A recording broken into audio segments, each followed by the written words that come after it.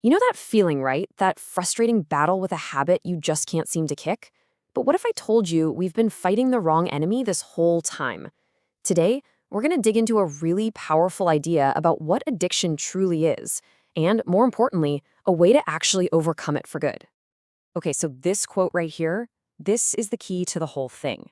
It's saying addiction isn't some failure of willpower. Nope. It's about a lack of meaning. That is a huge, huge shift in thinking. It completely reframes the problem. We're not talking about what you need to stop doing anymore. We're talking about what you need to start doing.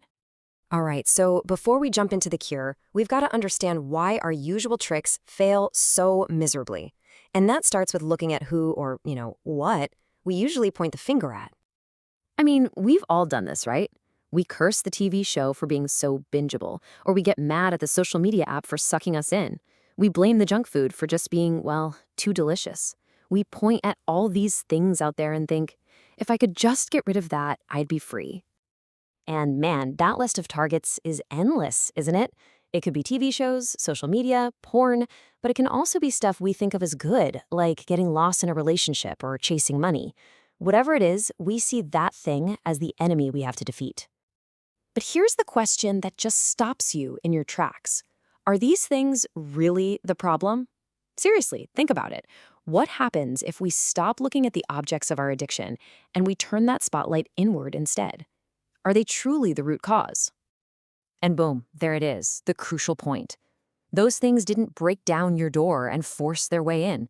You went looking for them. So the real issue isn't the phone, or the drug, or the show. It's the need inside you that sent you looking in the first place. So where on earth does that need come from? All right, this brings us right to the heart of the whole idea. It's a concept called the inner void.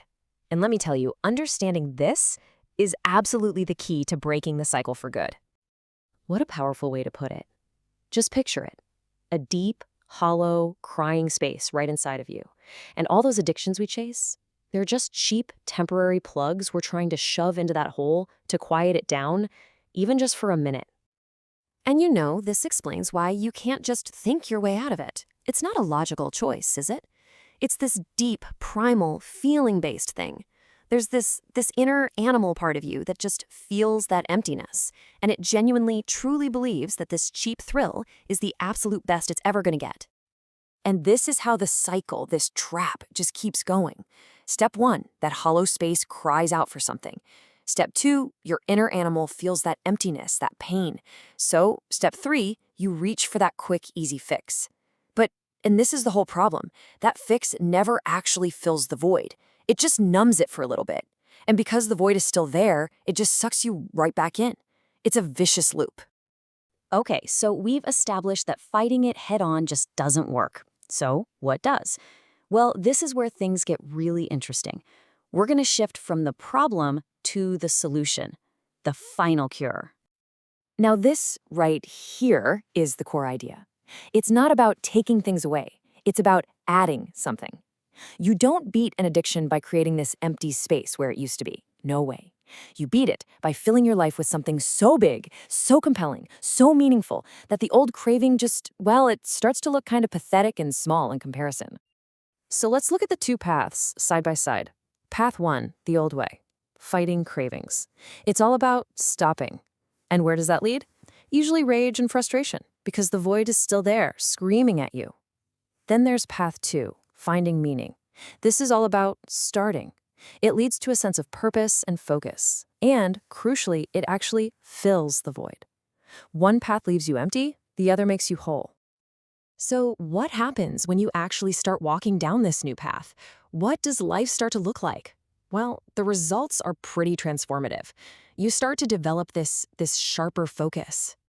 The idea is to set your mind on something high, something you find genuinely beautiful. And look, we're not just talking about picking up a new hobby to pass the time. This is about finding a real purpose, a mission, a passion project, something you believe is truly worthy of your time and your energy. And when you find that thing, something incredible starts to happen. Your attention becomes razor sharp. You suddenly know what really matters to you. All those petty little distractions that used to pull you in all directions, you just don't have time for them anymore. Honestly, you won't even want to look elsewhere because you're so locked in on your purpose. And this right here is the absolute crucial takeaway. Freedom from addiction isn't the main goal you're chasing. It's a side effect. It's a natural result of building a life that actually means something to you.